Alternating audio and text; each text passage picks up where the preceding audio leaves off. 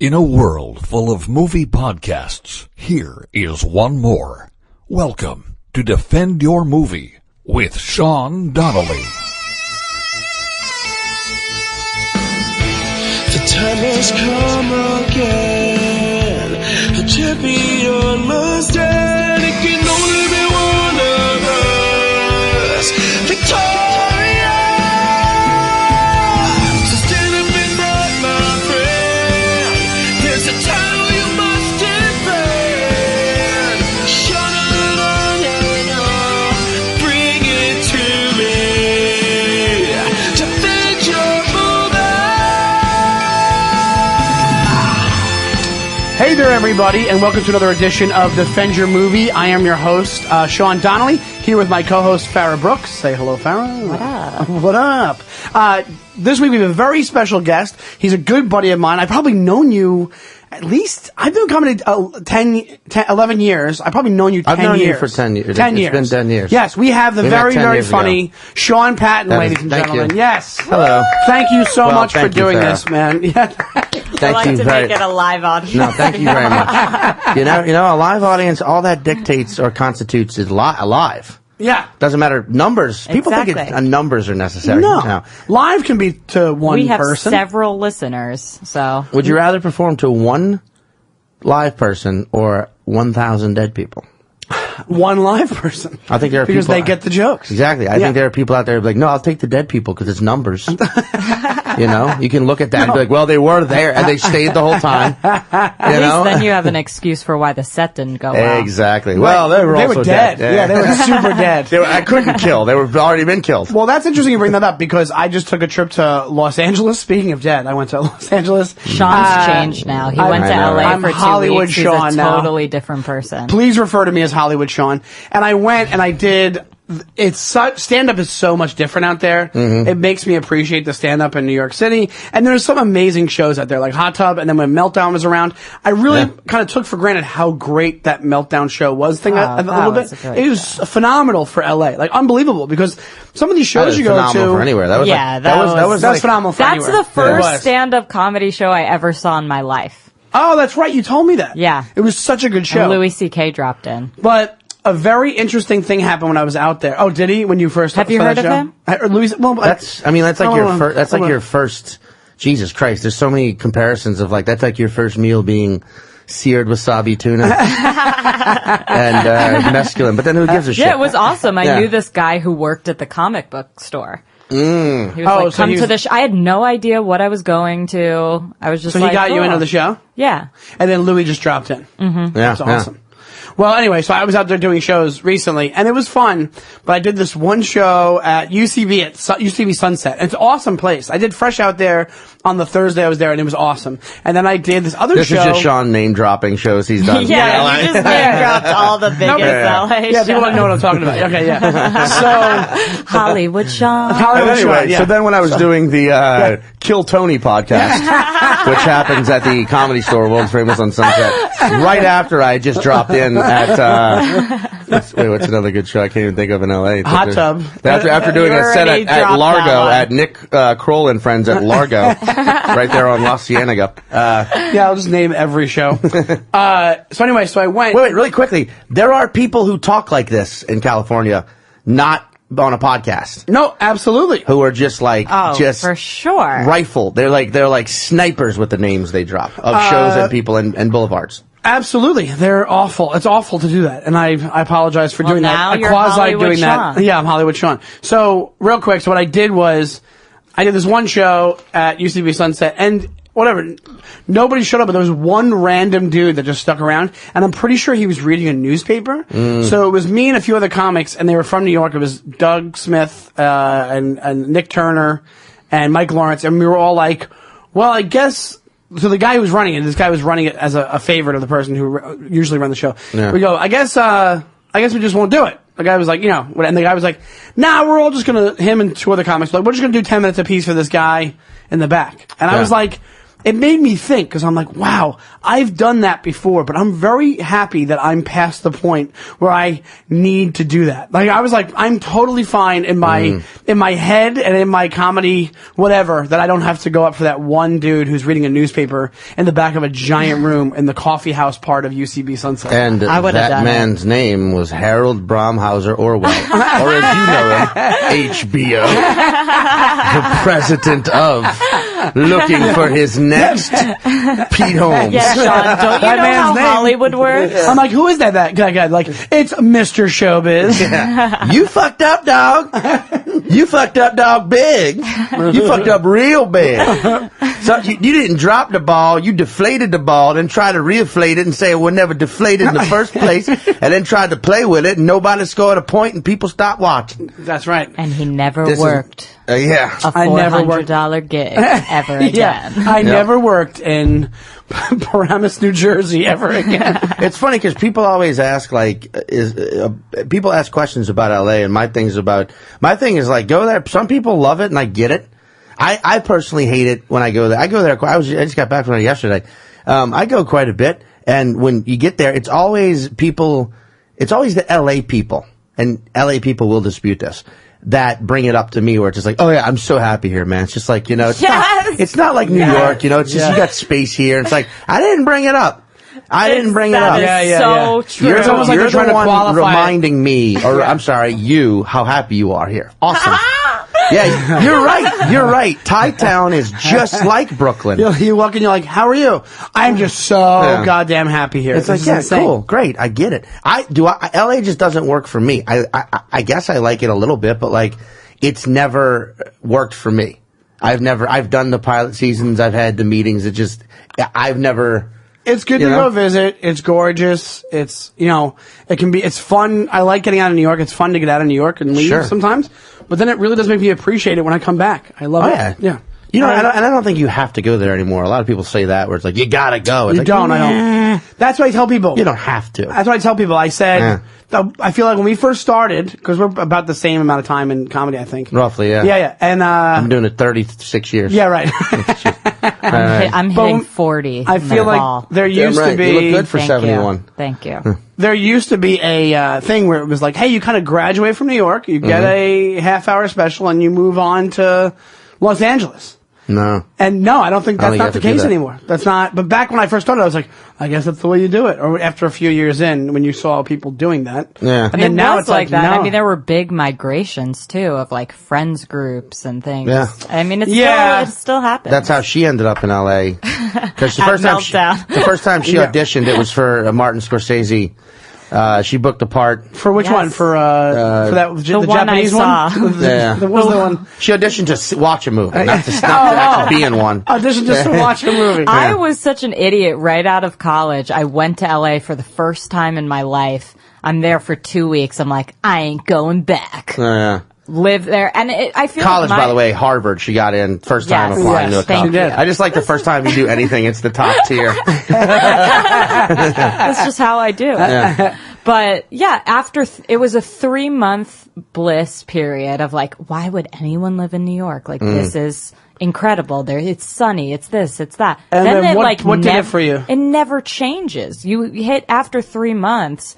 You're like, so there's just, it felt like Florida to me. Oh, okay. I can see It was yeah. like a suburban life. It was Where fine. are you from, Farrah? I'm from Long Island. All right, I couldn't tell until you said Florida. Florida. Me and Shawnee boy. Like you just had because until then you're just like Los Angeles. And, I don't even understand why anyone else would live here. Talking like it John Cleese. reminded me of Florida. Like the I'm Long Island trash for sure. Recyclable.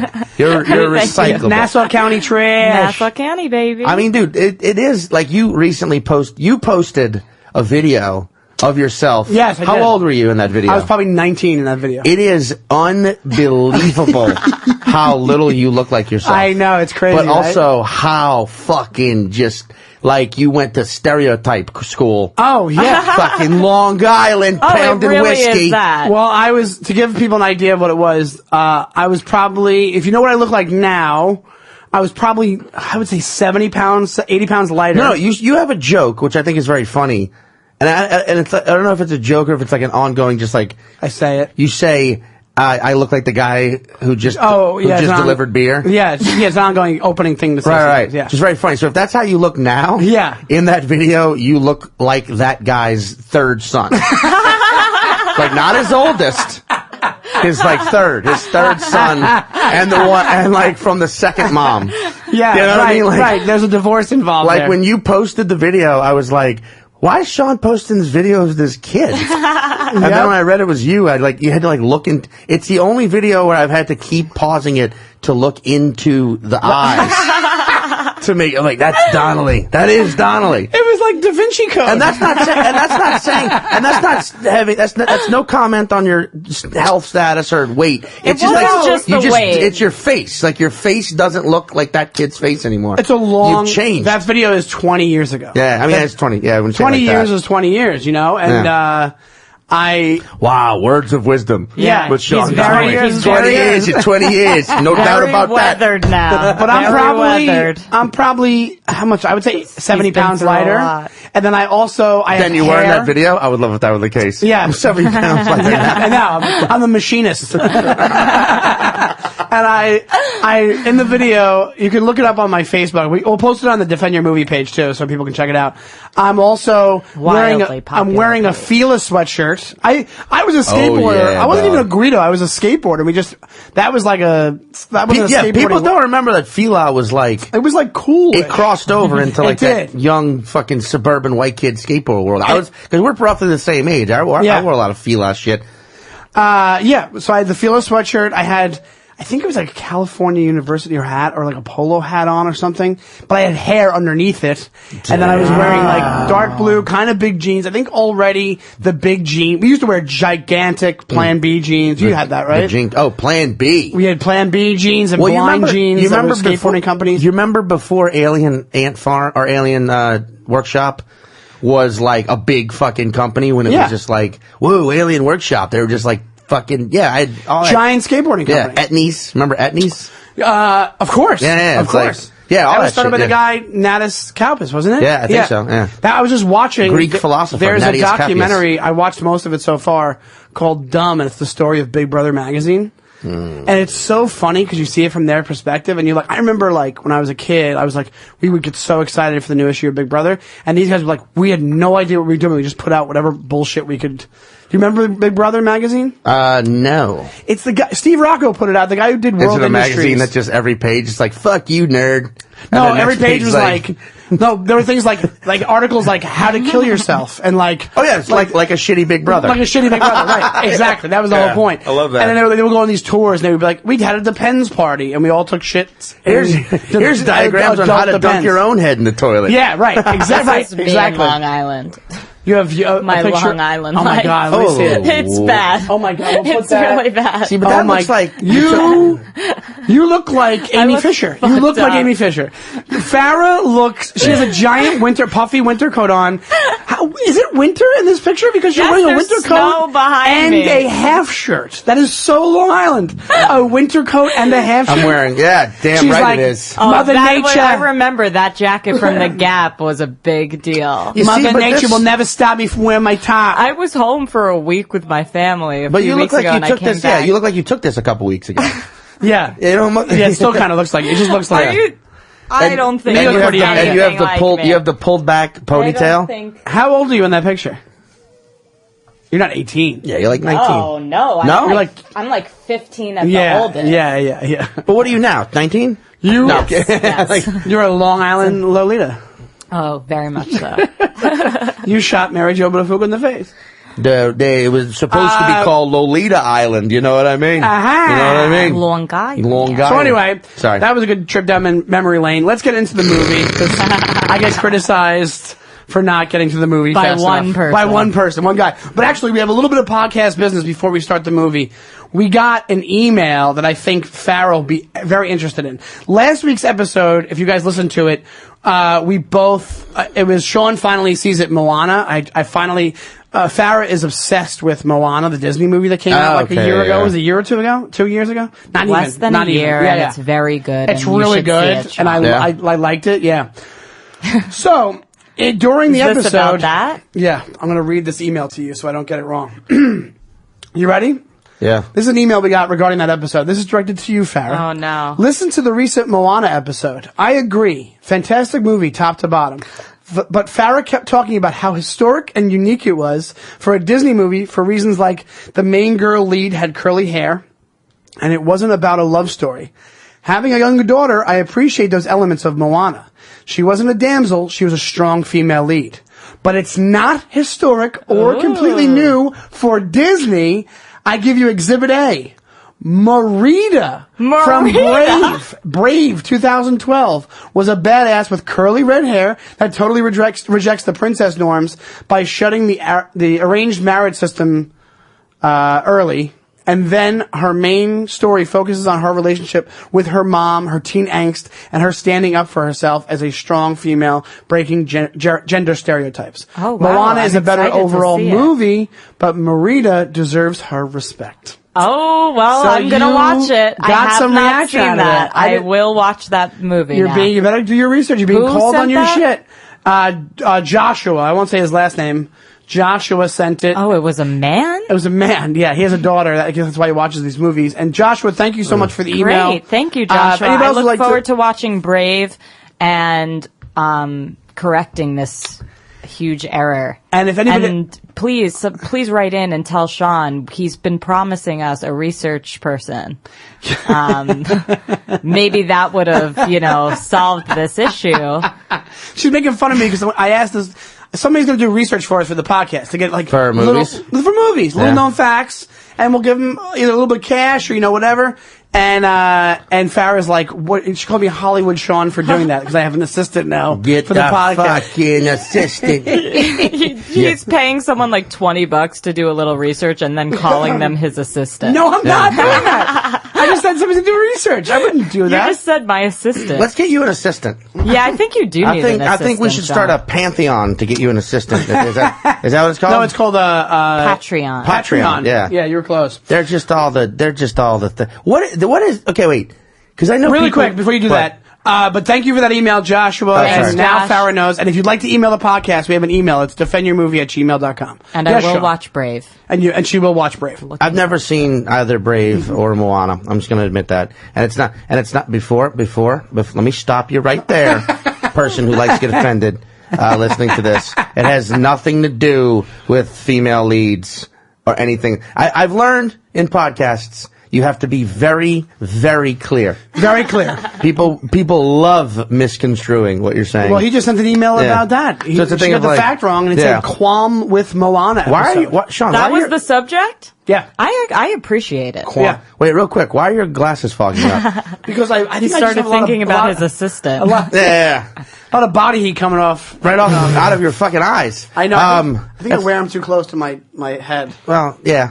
No, but like I just haven't seen either one because I'm not. I tend to.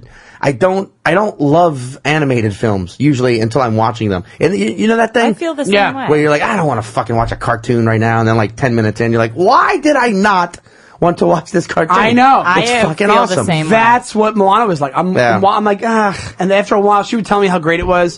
And then I started watching. I'm like, oh yeah, Disney movies are quality movies. And they're funny now, and they have, Oh, yeah. and the artwork Well, on this Dixie, movie Pixar, is all of unbelievable. Pixar as well, you know? Pixar is unbelievable, yeah. I mean, think about animation. Did you guys watch The Get Down at all I heard about on it. Netflix? The Get Down, Yeah. I didn't. The one that's set in the Bronx. Yeah, it's like a about the hip-hop quasi in the story of 70s? hip hop. Yeah. Yeah, I watched the first episode. I couldn't get into it. It's what's his name? Boz From- Luhrmann. Boz Luhrmann. I don't like Burs Luhrmann. I don't like Burs Luhrmann. I Burs don't like Luhrmann. Burs Luhrmann. That's his brother, yeah. Like I hate everything he's ever done. I really do. I'm not a fan either. Like Romeo and Juliet was fucking stupid. I loved that. Yeah, I know. I'm sorry. It's Long Island. It went with your look. Because I wanted my fucking Romeo with his Claire Danes, Leonardo. I want a guy with a fucking clear Beretta I had with a 4. designer 9mm hanging from his shoulder. I had 4 Leonardo DiCaprio posters in my room in Long I want to Island. do drugs. I want to do drugs and fall in love in a swimming pool with a guy with a Beretta. But fucking Moulin Rouge, I hate it. Anyway, but something about Baz Luhrmann's dumb style works for the first 6 episodes of The Get Down are fucking splendid. The second half of that season, next 5 episodes, I've never been more disappointed and angry at anything in my entire life. Really? As far as TV shows are concerned, it was like what? And I bring this up because half of the episodes, or half of every episode of the second 5 are animated, just out of nowhere. It'll be like live action, then they'll just cut to animation for like 3 scenes because they couldn't get all the actors. Their schedules had changed so much. Is that why? Yeah. Yeah, that's what I heard, and it makes a lot of sense because they're animating shit where it's like, why are they animating them walking from one place to another? Why does this need to be animated? Oh, probably because they couldn't get Jaden Smith from his busy, wearing a white Batman outfit. His busy schedule of making no sense in interviews. Well, what do you expect? I love how people truly think either one of those kids are going to turn out okay. Oh, I'm no impressed way. with them at this point. What are you impressed by?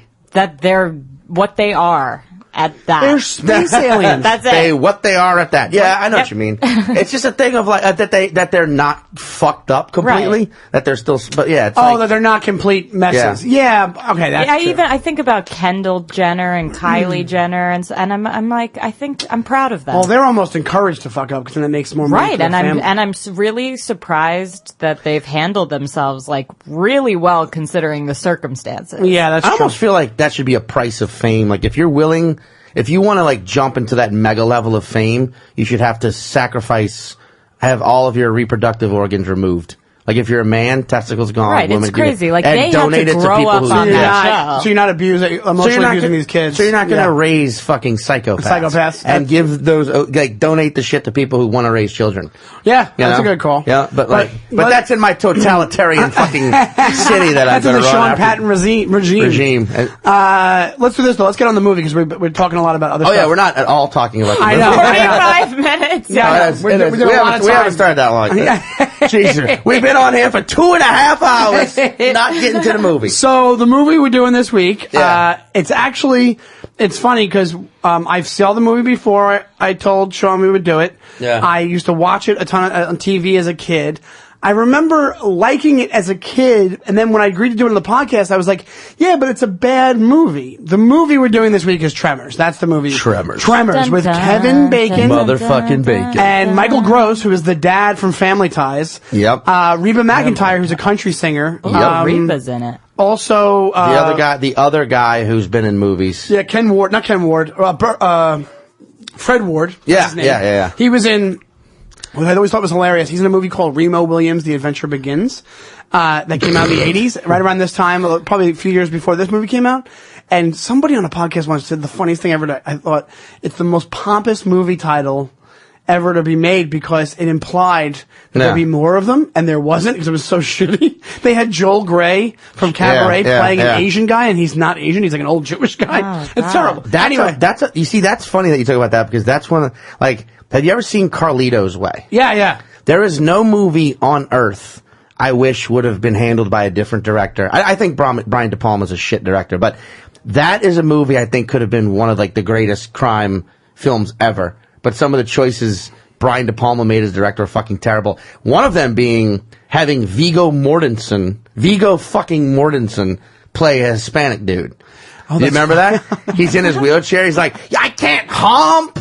I took one in the back. And it's just like, his name's Viggo Mortensen. If you say it 3 times in a row, a thing of fucking canned fish appears in front of you, and a Norse god eats it with you. And, He's getting hit by a spear. And it's not like there was a shortage of, but it's like, he's acting with Al Pacino and Louise, what's that fucking guy's name? Luis Guzman. Yeah, it's like, they could have fucking got another Hispanic dude to play. Absolutely. Hey, man, That's me, Pato. Yeah. And it's like, Jesus Christ. It's so bad. And that's not, Viggo also played the part, but, I don't blame actors to be, in general. They're told what they're going to do.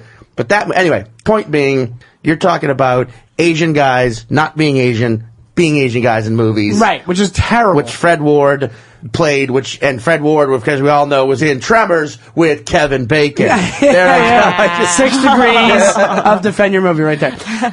So here's the thing. I watched it as a kid, and I remember liking it, but being like, oh yeah, but it's a bad, like, B movie. But then I rewatched it again today, and here's the deal. It's entertaining. It's not a bad movie. It's not a bad movie. And it's going to be way easier for you to defend the fact that I think it's a good movie, but even if you look at the way it's shot, it's directed pretty well. The only thing you can say is this. It's a victim of its time. It came out in 1990. The music dictates a lot of the mood in this, but it's funny because they'll have like the sassy comedy music in the beginning when they're driving in the pickup truck. Yeah. But then when the things are about to come, they have the ominous things are about to happen kind of music. Yeah. So that you can be like, that's way too like, from A to B to C, but it's directed well, and it also is paced amazingly. Like there's no fat on this movie. It's an hour and a half, and and they get into it pretty much right away. Yeah. So the best part of it is that it's short.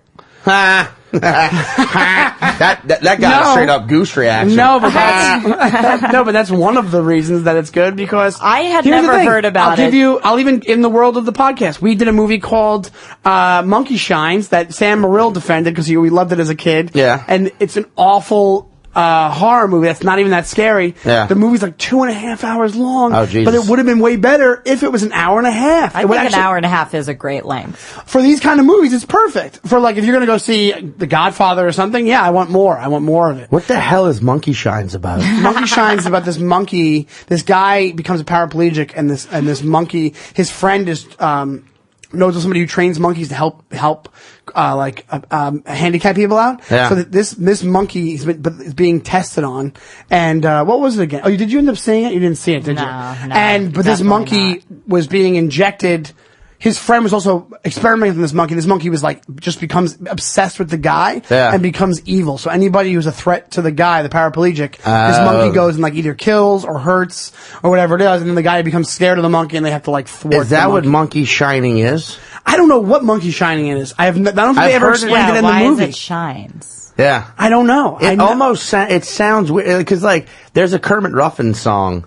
He's a New Orleans guy. New Orleans guy, yeah. About where he says, on the day I die, you better monkey shine. I'm like, what does that mean? Yeah, what does that mean? Can you look it up, Farrah? Yeah, Farrah's the research person today. How about that? Well,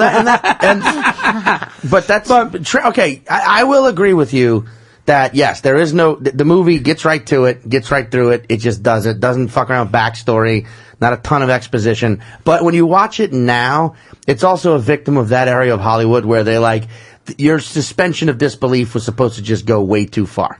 Yeah. Think about this, all right? The Ben Stiller show. Remember, you're defending this movie. I'm going to defend. Switch it. We'll switch it up. But you think about the Ben Stiller show, right? There's only one season. But the Ben Stiller show, if you watch it now, the entire show is presented in a way where the audience watching has no clue what editing is or how it works.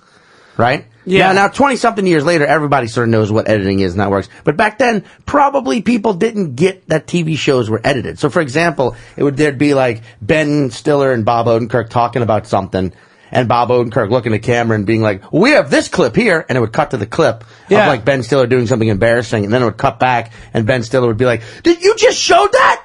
Oh my God, why would you do that? And it's anyone watching this now would be like, oh, that's not at all how television works.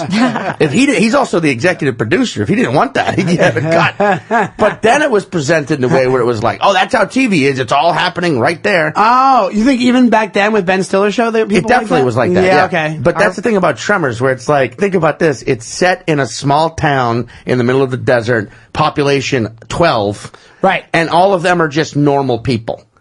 And it's if there's a fucking small town in the middle of 12 people, they're fucking, it's incestual, there's some weird underground fucking mole person shit going on, but they show the 12 people in this village, in this town, and they're just all well-to-do, just happy people. Yeah, there's a woman and her daughter. Woman and her daughter. Yeah, woman and her daughter, they're not constantly fighting off rape advances in that small town in real life, full of there's the fucking Poor Walter, the old Asian store owner. Yeah. Who, they just let that dude be happy. Yeah. Right. He wouldn't get harassed on a daily basis. They wouldn't be fucking with that guy nonstop. Yeah. He's like, oh no, that's just Walter, old friendly Walter. There's 12 of us.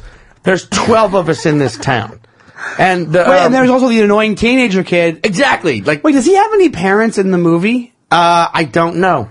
Is the blonde lady, is that his mom? No, but she does have the daughter, though. She has the daughter, yeah. Who's totally adjusted and not weird. And also the teenager in the town talks like he's from fucking Southern California. Yeah. Like, no way, bro. What do you mean? I'm on a skateboard over there. He talks like he's in an episode of Saved by the Bell. Right. It's like you're in the desert in the middle of, they don't even tell you what state, really. But where earthquakes happen. Every time they go to him, they'll be like, he's like, whatever his name is. Melvin. No, Melvin's the old guy. Melvin's the store owner. Oh, no, that's Walter. No, that's Walter. So maybe it is Melvin. He's Melvin. They're like, Melvin, you son of a bitch. He's like, get bent. Like, it's like, they just like, exactly. If he could, he would like skateboard away. Like that kind, Like if that town really existed, they'd be like, Melvin, you son of a bitch, and he'd challenge him to a knife duel. Yeah, right, exactly. And gut that guy as well, because there's no fucking law. There's no sheriff. You notice that? It's a town with there's no sheriff, there's no hospital. But they do make Michael Gross, who is the father from Family Ties, they do make him they don't make him the sheriff, but they make him like a doomsdayer. That's that he has all the guns. A crazy arsenal in his basement. So let's do this. I have the monkey shine definition. Oh, let's hear it. Let's go. Definition of monkey shine: mischievous or playful activity. Oh. A prank, usually used in plural, grew tired of all the monkey shines in his classroom. Oh, Frivolous and mischievous prank. Well, this monkey is not playing monkey pranks. business. Oh, this monkey in that movie was like murdering But people. that makes sense. It's like mischievous behavior. Yeah, that sounds way more lighthearted than... Yeah. I thought it was moonshine made with bananas. Whoa! Hi-oh! Did you say mischievous? Mischievous. That monkey's not mischievous. That monkey's like evil. Mischievous. No. Mischievous. I say mischievous. People from Long Island can't pronounce the thing that they do. Am I right? Mischievous. So what are we gonna do? Because now it's clear that I kind of want to shit on Tremors, and you kind of want to defend it. But we can do this, right? We can do that, because at least somebody will be defending it. I mean, personally, I never heard of the movie till this morning. I watched the trailer, was not amused. No. Well, you're not supposed to be amused. It's done in the vein of like a B movie, but to be honest, it's actually way better than most B movies. Is it just like the I will stuff give you that. comes up from the ground, though? But I don't think it wasn't intended to be a B movie, because Kevin Bacon, that's like the height of his career. Kevin Bacon's like the main... Yeah, he was already like an established... He did look smoking hot. He was like young, good jaw. Well, the whole thing is it's 4 unexplained subterranean, like... worm creatures. Right. Do you ever see the worm? Yeah, you do. It's just like the ground. It's basically, that's why I think it's kind of cool. It's like Jaws, but if in the middle of the desert. Yeah. And if there were 4 of them. Which of course, it does do that thing where a lot of movies do, where they just figure that point out right away, where it's like, my chart shows 4 of these. My chart shows 4 of these seismic, so that must be it. Yeah. Only 4 of them. Each one representing a point on the compass. That's why. Not really. That's kind of. I was like, that's why it's so good, because you each character plays a great role in the movie. Meaning they all have a function, pretty much. Like they all, so her, that one she's the seismographer, which is I forget her name in the movie. And I just saw it, but she Reba. Not Reba. No, it's this other woman. I forget her name, but she's the young university student that they're all excited to see at first. That's the other thing too. It's done in the 90s. Yeah. So Kevin Bacon, they're just driving and they see her truck and they're like, I think that's the new college student. Oh, and they just haul ass towards her to see what she looks like. And Kevin Bacon's like, I want to have long legs, big tits, blah, blah, blah. And all this stuff, like listing all these attributes he wants her to have. And then she gets there and she's really cute, but she has like suntan lotion on her nose, so he's like all disappointed. Like it was like really weird. Really quickly, the reason I saw this movie so much is because years and years and years and years. I mean, I'm talking 25 years ago. Yeah, when I was a kid. My sister and I My dad took us to Blockbuster to rent a movie. He let us rent that, and we never took it back. It just, he forgot, and we just were like, we still have it. So her and I would just watch it a lot as kids to the point. But I think from seeing it as much as I have, I can remember Kevin Bacon's like, you will have big blue eyes. Yes. And I remember, and legs that go all the way up. It was like really like. Yeah, it was like a laundry list of like things he wanted this college student to have. And ass that won't quit. Yeah. Ass that won't quit. Yes, that's it. You're Well, right. it's like, what, is your ass in the union? An ass that has is a union delegate. It doesn't quit. It works for other asses. An ass that will be brought before the board. That's what exactly. So, they're driving to see her, they meet her, but her whole thing is like, I'm gonna give you info about these creatures, even though nobody knows what they are. They're like these prehistoric worm creatures that live in the ground. But they never explain it.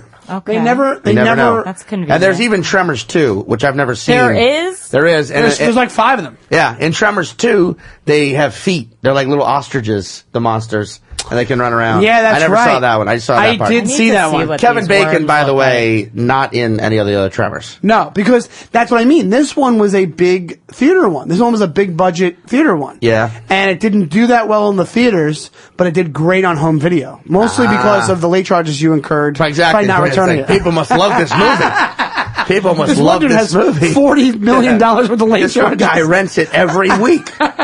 So you explained to her already what the plot of it was. That's the basis of it. Yeah. Do you want to explain what else happens in the movie to Farrah? So she knows what it's about? Snakes now. Yeah, here's the best part, Farrah, is in the beginning, Kevin Bacon and what's the other guy's name? Fred Ward. Fred Ward. The two leads. They're kind of like these. They're not hobos, but they're just like odd job guys. Yeah, that's them. Yeah. Okay, well, let me explain that picture that you're showing us. They have this jaw, as you see. That's their mouth. The 3 things that come out of their mouth are like their 3-headed tongue. So they're all like individual little snake things that come out of the mouth and grab you and pull you into the main mouth. Okay. Yeah, those things get in the way. Those things cause a little bit of monkey shine, right? Those things get down to some monkey shine, am I right? Good callback on Shawnee's part. Right? But the 2 lead characters are these 2 like odd job repairmen in this town of 12. Right? Yeah. And they're like, we're going to get out of here. Today is the day we leave this town. Yes. That apparently we've been in since up until we're now both in our 30s of 12 people. It's like, that's the thing. Like, they start on this day when the 2 leads are like, we want more. And it's like, you guys are both like 31. What have you been doing in this town of 12 people? Yeah, well, Fred Ward's supposed to be a little bit older, so I think Fred Ward's supposed to be like late 30s, early 40s or something. And yeah, and then like Kevin Bacon's like 30. Or maybe 20. Whatever it is. The town is called Perfection. Perfection, yeah. No, Perfection, Nevada, I think, right? And then literally it's that they just have... And what have they been doing? Their whole fucking lives up until that point. Like, you know what? I'm sorry our homemade cereal business. But here's the thing, though. I'll tell you, there's a lot of... Script-wise, even though some of the dialogue can be really cheesy, there's callbacks. So literally, in the beginning, Fred Ward talks to Kevin Bacon. He's like, "You gotta have a plan. You can't just do things willy-nilly." And at the end, when the way he kills the last and final worm, they kill them one by one, like all these different ways. That's why it's so great too. It's like if there was 4 Jaws and they had all these inventive ways to kill Jaws. Like, one of them just dies because he hits the wall and can't go through rock, and that's how they learn they can't go through rock. Yeah. One of them gets, Michael Gross, and his wife, Reba McEntire, it comes through their basement wall, and they just start shooting at it. Which is hilarious. Which right there is contradictory in a script. That they're able to go, they can't go through a wall. One of them dies because he can't go through a wall, and then this one comes through a wall. What the fuck? But it serves the purpose because he comes through the wall into the rec room where they got all the guns. Right. So then they can just open fire on this fucking thing. Oh, that's a good point. No They go through the stone. They're like, you can't go through stone except for this stone. Except for this one time they go directly through stone. Oh, that's a good point. But hey, I'm not, look, No, that's good. That's good. That's good for your not defending it and me defending it. Yeah. So they come through and that's actually a funny part because he gets shot with every different types of guns. So he dies and then they're just finding ways. They like have all these different plans, right? Like and the idea of, we have to have a plan. And at the end, and all the plans fail. And then let me just interject this. One of the ways they survive too, because I think we're both not setting this part up, is when they don't have eyes or ears. Seismically, they feel everything. They can just sense everything. So when you walk on the dirt, but this part of Nevada where perfection is, everybody knows this about Perfection Nevada. It's rife with these like perfectly sized humps of rock that these creatures can't dig through.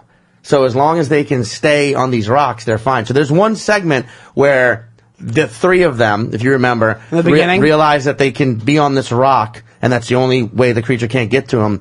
And the other rocks are just too far away to just jump or like run across. They can't do that because there's dirt. But holy shit, there are all these exact pole vault length sticks just laying on the ground next to this one rock. There was literally, and guess what? There's exactly 3 of them.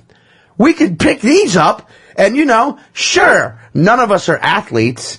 Pole vaulting's a very difficult, very technical sport. But I tell you what, with these 3 perfectly length pole vault sticks that just so happen to be next to this rock, and these series of rocks, which are just perfectly spaced out enough for us to pole vault for hours. Hours!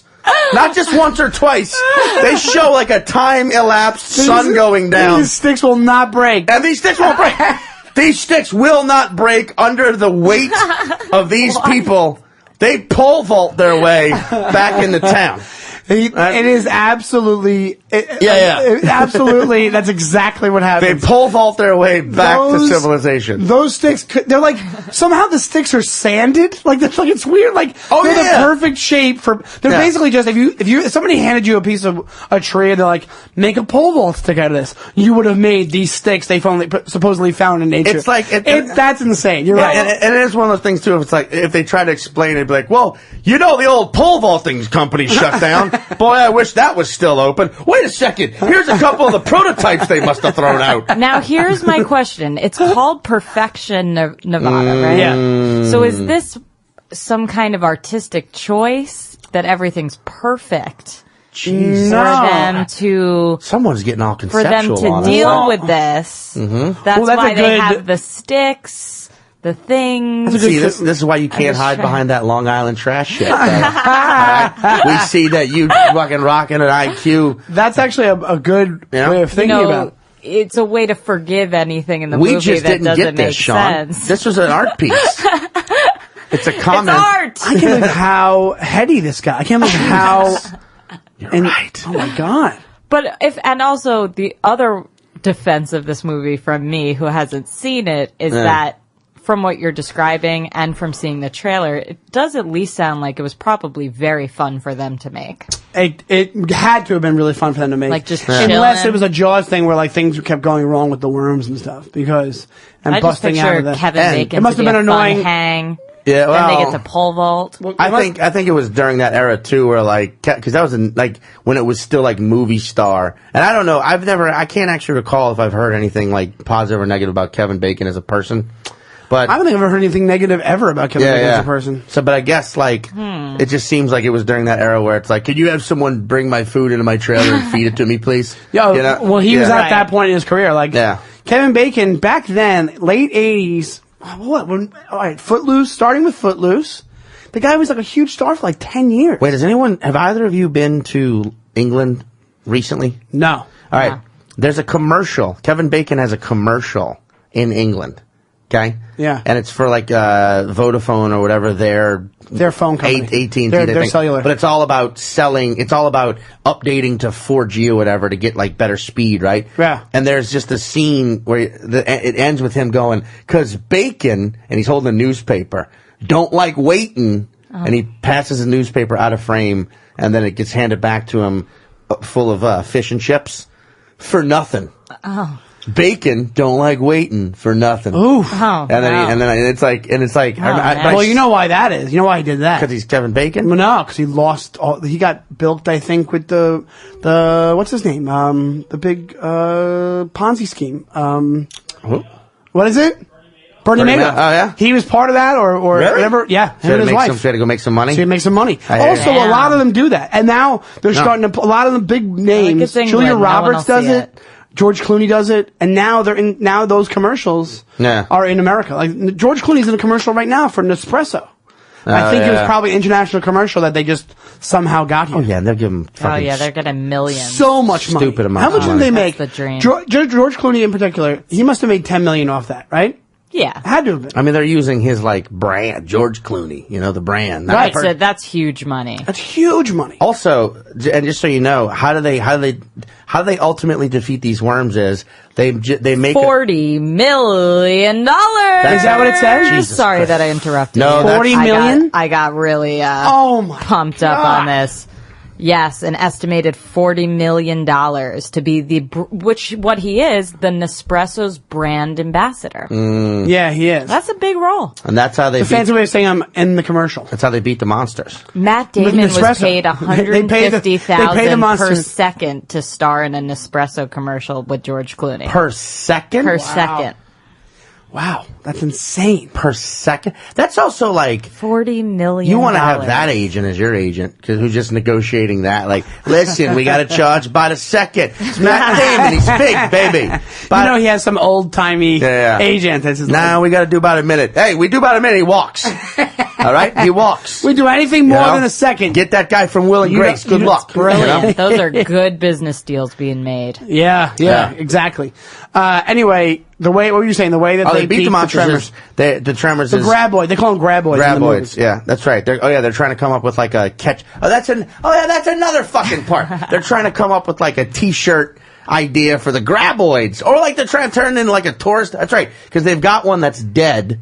So they like get it out like it's a killed deer or something, and they're like, we're gonna charge people to take a picture with the graboids. It's like, A, no one's driving through perfection. There's only fucking 12 of you. B, anyone driving through is not gonna be like, what's this giant dead dinosaur-like thing that I've never seen? I don't Let's want get close to it. Yeah. Well, also there's a weird part in that where Walter dies. By the way. Walter dies. The guy who is taking the pictures like By the snake? Another one, different one. But in his store, he has the graboid for the pictures. But the two, Bacon and Ward, they sell it to him, and they think they get away with something by going $15. He goes, all right, $15. And then they flash forward to him setting it up on somebody, taking a picture with it, and they're like $3 a picture. And they're amazed at his business acumen by thinking ahead. I know. And he was going to take pictures with the graboid. He's like, man, slick Walter every time gets us $15. Come on. I'm like, guys, nobody's driving through here. He'll make $3. The one person that's doing it now, that's what he'll make. $3. And they defeat the graboids by they make a shitload of pipe bombs that just in case, and as they're trying to escape the graboids by bulldozer. Watch the movie. All right. Remember, they get like caught because the graboids have wisened up and dug a trap. Right? I know, you look concerned. Yeah. They dig the trap, so then they end up back on a rock, and all they've got are these darn pipe bombs. And then Kevin Bacon comes up with the idea of fishing. So like tying it to a rope, lighting it, throwing a bunch of rocks way out there to get the graboid to seismically be like, this is where someone's walking. And then they throw one of those things out, it swallows it, explodes. They're like, oh shit, we got this, let's just do this again. But that graboid's smart. So it swallows the bomb and then spits it back at him. And it lands perfectly in the sack of other bombs, causing a massive pipe bomb explosion. And here's all that happens. Everyone just sort of comes to 35 feet in all different directions. No shrapnel damage. Nobody missing injuries, limbs. Nobody's dead. It was basically bigger than the Boston bombing. And nobody like probably 15 times bigger. Did somebody sneeze? Right. And then they just all come to like, shit, we're all real far from that rock that protects us from the graboid. Oh. All right, man. And they've only got one pipe bomb left because Kevin Bacon had one in his jeans. I'm trying to defend this, and you're making me believe it's shittier than And then, it is. so Kevin I Bacon walked away from watching running. it. Remember? He's just running. He's like, I don't know what I'm going to do. I'm going to come up. Well, no, that's my point. When he's doing that, remember I mentioned the the plan whole plan stuff thing, before? He goes, I have a plan, which is a callback to earlier in the script. Okay. Yeah. On callback points, Tremors is a great movie. It is. There's a lot of callbacks. Yeah, Even at your the big end, defense of it is that there are callbacks? Yeah, he's That's a the whole comedian. thing? We're comedians. We love callback defense. That's it? They just reference something from the beginning? saying that's it? we're comedians. That's all it takes for you? Yeah. We defend Trump if he called back enough shit.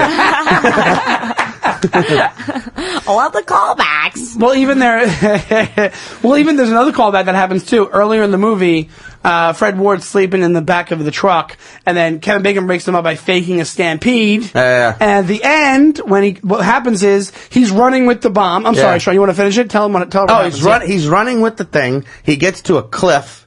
Whoops. The graboid's coming right at him because you can see by the streak. It's seriously like when Bugs Bunny's. Right. It's the same sort of thing, right? Yeah. Which would have been fucking hilarious in that movie if they just edited Bugs Bunny coming out at the end like, "What's up, Doc?" I mean, this is near Albuquerque. It's the same breed. It's the same sort of climate. But he shortens the wick, lights it, throws it to where it lands behind the thing, causing it to explode because the graboid has sensitive to seismic shit. The sound is so, it scares it, so it goes faster, doesn't realize there's a cliff ahead, comes out of the dirt into the air. Yeah. And plummets. Wow. 80-something feet to its and then just breaks apart on a rock. And it's dead. And once again, it came through stone, because that's stone. Yeah, and I will also say that there are good effects. Really that good is something good. That is something I will say about this movie. Excellent special effects. Yeah. None of that shit's CGI'd. It looks real and gross as fuck. Yeah, it does. And it's like when it falls out of the cliff, it's like, that doesn't look like they just, chemically CGI'd it. I mean, yeah. Digitally remastered a worm. It looked like they built that fucking thing and threw it off a cliff. Yeah, this goes back. I mean, there's been a few movies we've talked about where I just have this theory that someone was like, I know how to make it look like this. Yeah. I can make a worm come out, and then they write a whole movie around Well, that. apparently the guy who wrote it, the way he got the idea. It's going to come out of the ground. It'll get you. The way the guy got the idea, the guy who wrote it, he was like in the military one time, and he was like just on a rock at some point, like he was sitting on a rock, and he realized, what if there was something, he never realized, imagined, he's like, well, there's something that was in the desert that wouldn't let me off this rock, and that's how the whole idea for the script came. I mean, here's Is that true? Yeah. It's on IMDb. It's categorized as a horror, right? Yes, it is. But like, there's And it has nothing 85% scary. on Rotten Tomatoes. That's another, as far as defense People like go, it, yeah. people like it. I like it. But it's got some cheesy shit in it. It's got some cheesy shit in it. Yeah. But if you look at it from a movie aspect, it's directed well. Like you like the action.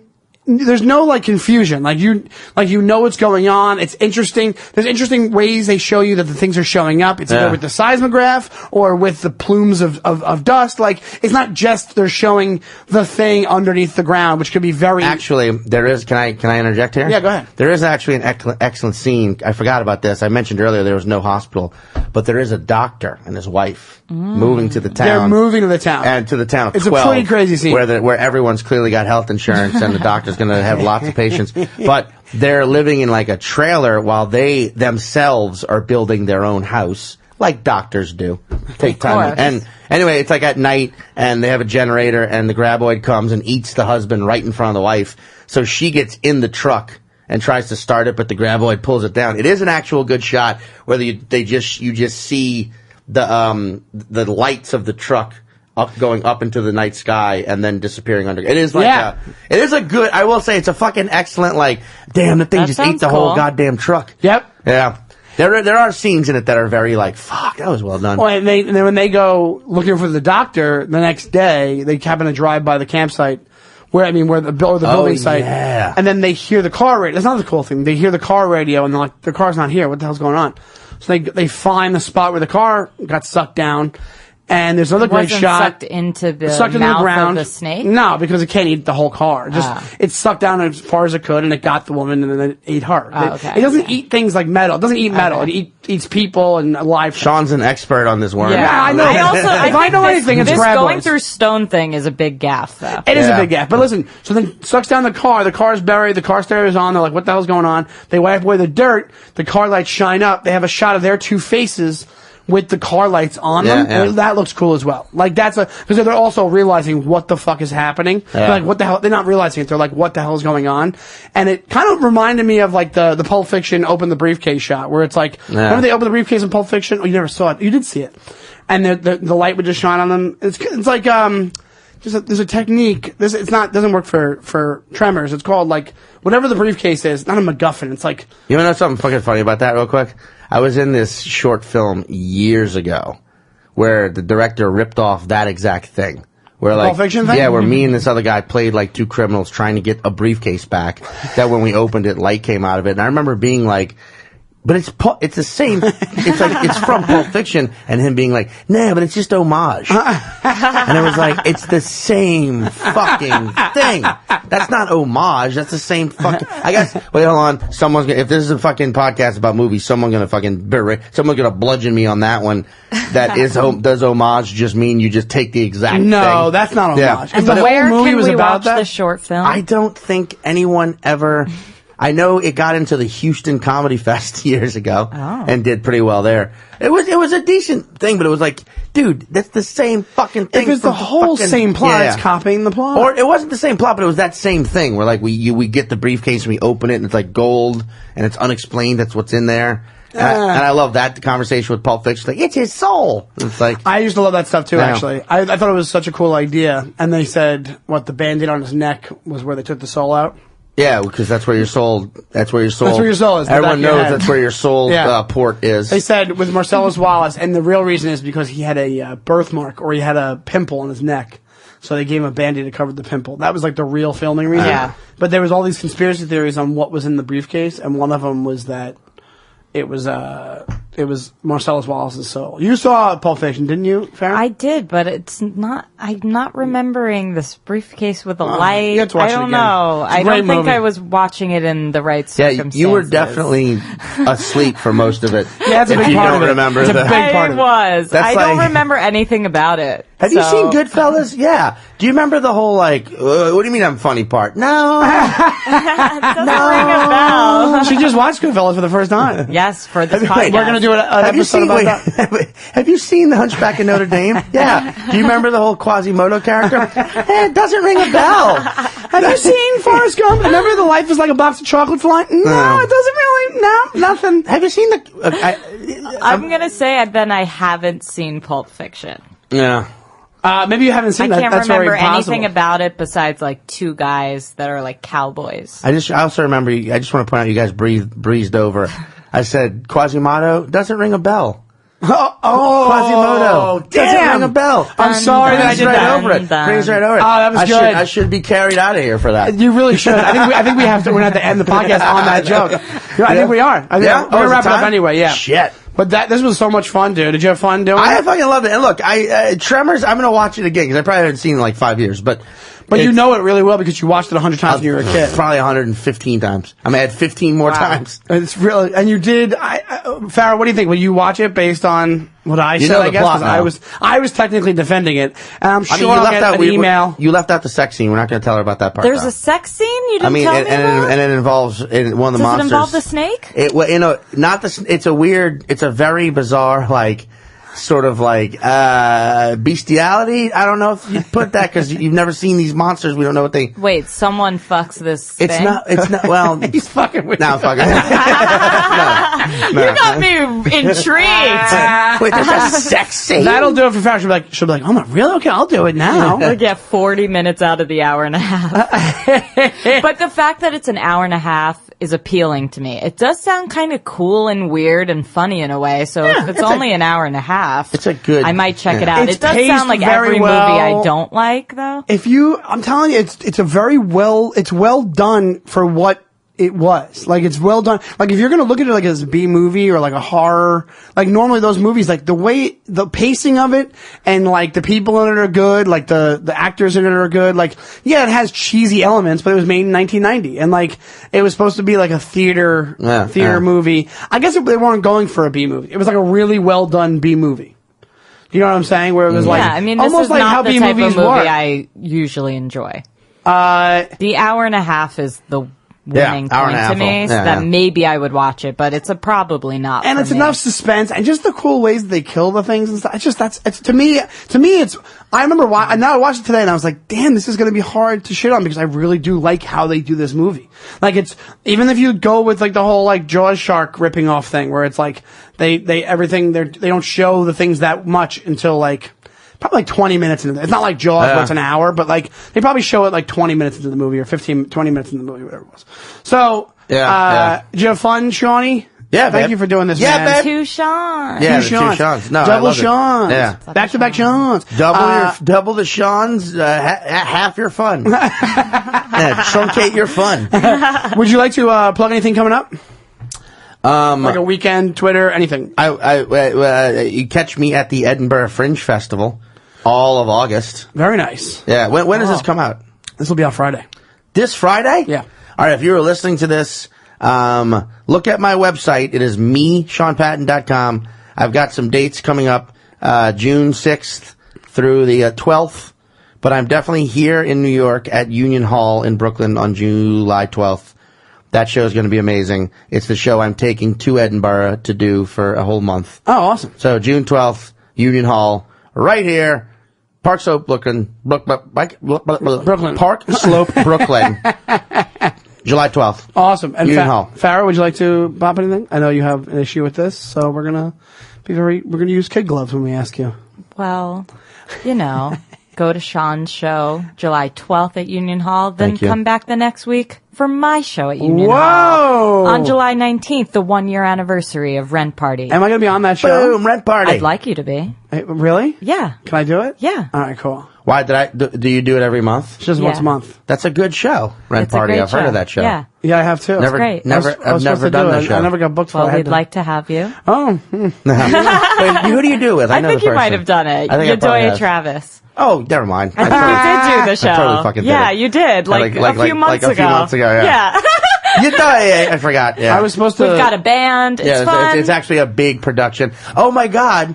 You know what I fucking totally did? I forgot your name at that show. And I Oh, yeah, I couldn't remember to save my life. But like you Yeah. were really sad about it, but we really had never formally met each other. I know, but I remember just being like, I know her, but I don't know her name right now. Fuck. I was supposed to do it. I remember I that like now. that you just gave me shit for not being on Yeah, the and show. I was like, oh, the show you were on where you couldn't remember my name? It was when I came on to be like, Honestly, give though, it up I didn't for- remember. I fuck. believed. I was like, yeah, maybe you hadn't been on it. I don't Now know. I will never forget. I was supposed to do it, then I got bumped from the show. That's not true. Sean canceled. Sean very much canceled. All right. Would you like to plug anything else? You want to do your Twitter? At Farrah Brooke. Okay. And as far as the podcast goes, we have an email. It's defendyourmovie@gmail.com. We also have a Twitter. It's at defendyourmovie. You can see us. We have a Facebook group. It's facebook.com/defendyourmovie. You can check us out on the Laughable app, iTunes, what else? Stitcher, Google Play, all that stuff. Sound. Please let us know what you think of the podcast. Please let us know what movies you would defend. We do this out of Showbiz Studios. That's showbizstudios.com. Hold on a second. What? Yeah, I was going to say that. Give me a Too chance. much. Give me a fucking Just chance. listen to the podcast. Alex, nosy little man. And tweet at me what movie you think I should watch. Because I Tweet haven't at watched Farrah. any We of do the them. Farrah Finally Watches. That'll be next. We'll probably do Goodfellas, but if you come up with a better one, we'll do that. The Showbiz Studios has a YouTube page. What is it? YouTube.com/Showbiz Studios? Type in Showbiz Studios on This has gone off YouTube the and check it out. rails. Yeah, this is its own podcast. Yeah, now. I know, exactly. The plugs. That Welcome is, to my guest on I The very much Plugs. hope you turned this podcast I know. off 20 minutes ago. that is the show. Thank you so much. We'll see you next week. Bye-bye. Thank you. Bye. The time has come again. A champion